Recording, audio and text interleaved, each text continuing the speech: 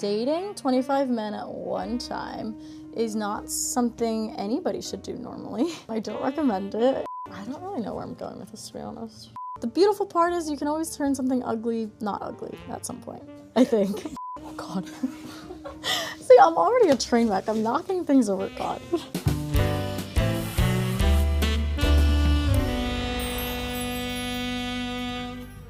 I'm gonna paint, what love means to me. And I think it's gonna be a mix of like a sunrise, sunset situation here. To me, I usually go to the beach and watch a sunrise or a sunset to calm me.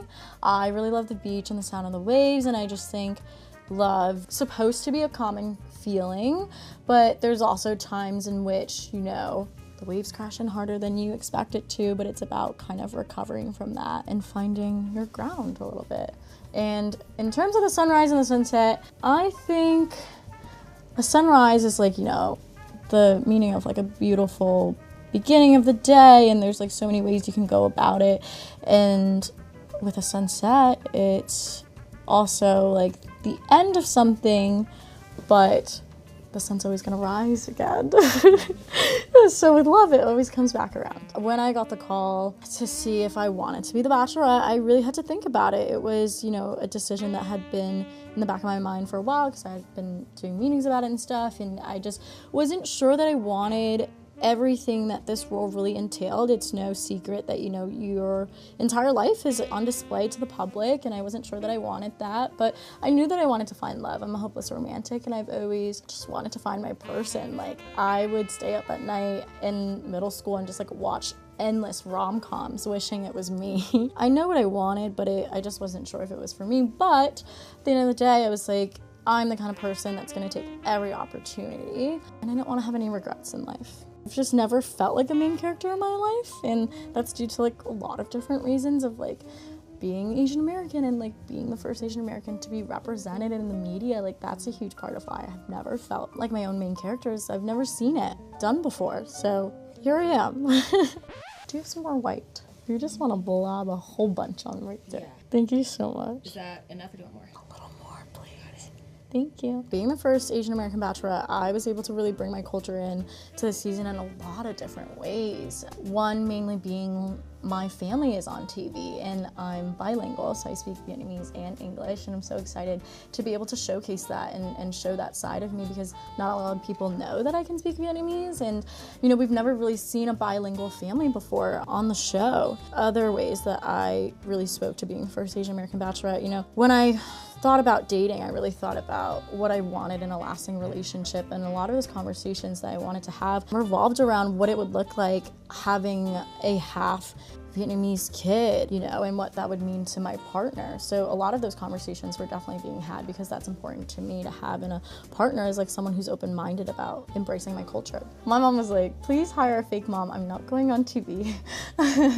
But no, they were really excited for me. I think they were nervous mostly just because they want the best for me, and it's not the most traditional way to go about finding love, and it's tough for people, I think, who haven't been on one side of it at least, to know like how fast connections can really form and how it can really work. So it really just took a little bit of me explaining to them where I was coming from for them to come around, and now they're just so supportive and so excited about it all. With my mom, I think it's like every other day convincing type of deal. It's like, I know I'm not gonna convince her in one conversation. It's kind of like priming her with each conversation. I wear her down a little bit more and then she just starts to understand me more. So it was really about her understanding where I was coming from, and me being able to kind of articulate all of my thoughts and emotions around it all.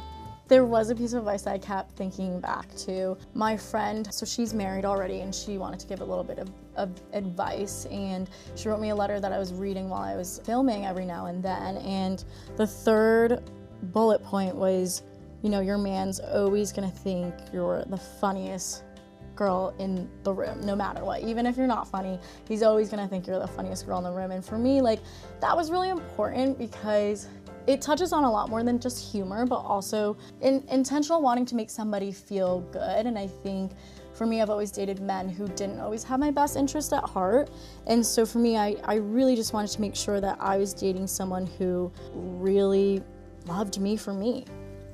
and not some version of me. So before I started filming The Bachelorette, I had a phone call with Michelle Young, and I really wanted to reach out to a former Bachelorette whose season I watched, and also who is a person of color, because I really wanted to know her standpoint on everything and really be able to get a feel for how she felt about it all. Obviously there's a lot of drama, and for me, I usually stay pretty calm within the storm. I like to say I'm pretty level-headed, and when I make up my mind about a situation, I'm pretty stern on it. So once I've made my mind up about where the situation was gonna go, I was pretty stern about how I was gonna attack that. But also in certain times, if like the boys were fighting it out or something, I was like, I'll let them be, let a boy be a boy. And it's nice to kind of observe how people problem solve, right? Because that's how you really get to know them. In my previous dating relationship history, I subconsciously went for guys who, weren't giving me everything that I wanted, because I liked that flight or fight feeling, and I liked that chase. Because of kind of the way I grew up, I just didn't really have a role model of love, and I always thought that I had to work for love.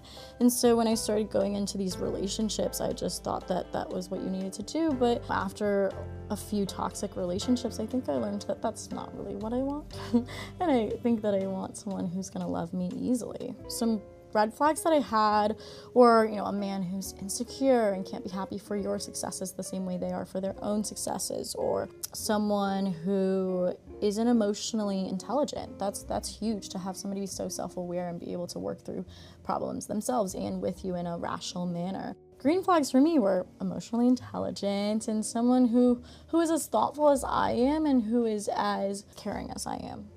Do you have some more white? Yeah. Some more blue, please? I'm really going for it. Oh wait, can I have a yellow too? Or an orange? I'm trying to make a masterpiece. I don't really know where I'm going with this, to be honest. It's abstract. My painting is looking very abstract at the moment. Hey, I think it's all in the process, and the beautiful part is you can always turn something ugly not ugly at some point. I think. Dating 25 men at one time is not something anybody should do normally. I don't recommend it. I think it's definitely a process, and it's a lot of, I think, mental strength. I really had to try to compartmentalize a lot of these relationships. When I was with somebody else or having a conversation, I was just trying to really stay present in each conversation and explore each relationship in the extent that they needed to be explored in. Definitely was not an easy feat. I learned so much about myself through the journey. I really think it was such a huge learning experience for me to learn about what I want in a relationship and what I need. But really what I think that I was most proud of myself for was learning that it's okay to have a voice. I think oftentimes as women we can shy away from being too stern about something because we think that we might seem too manly or too manipulative. I really feel like I found my voice throughout this journey. I'm stressing very much, so I feel like this isn't a fair judgment of my painting skills. If you had one out of context word that's a spoiler, but we wouldn't know it's a spoiler until after the show came out, what would that word be? That's so interesting. I have to be very careful with my words here. A spoiler. I'm gonna say ocean. Oh, that ties into your painting. Yeah, okay. Yeah, let's go with that. Let's go with ocean. I will say this, is that I don't think that everybody has the one. I don't believe in soulmates necessarily. Like, I don't think that there's just one person on this earth for everybody.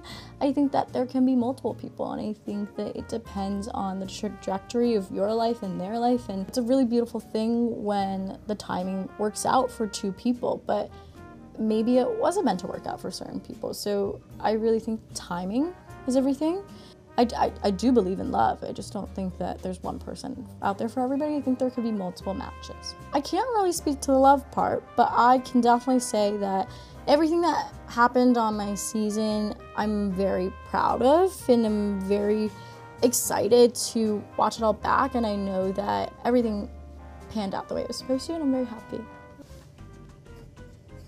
You know, it's not my best work. I'd have to, if I were to name it, it would be named Unfinished. Oh God. See, I'm already a train wreck. I'm knocking things over, God. So this is my masterpiece. It's a sunrise or a sunset up for interpretation, just like love is. You know, it's not necessarily finished, but it's very colorful. There's a lot of colors to it, just like there's a lot of different meanings to love, and you can take it in a lot of different ways, and I'll leave it at that.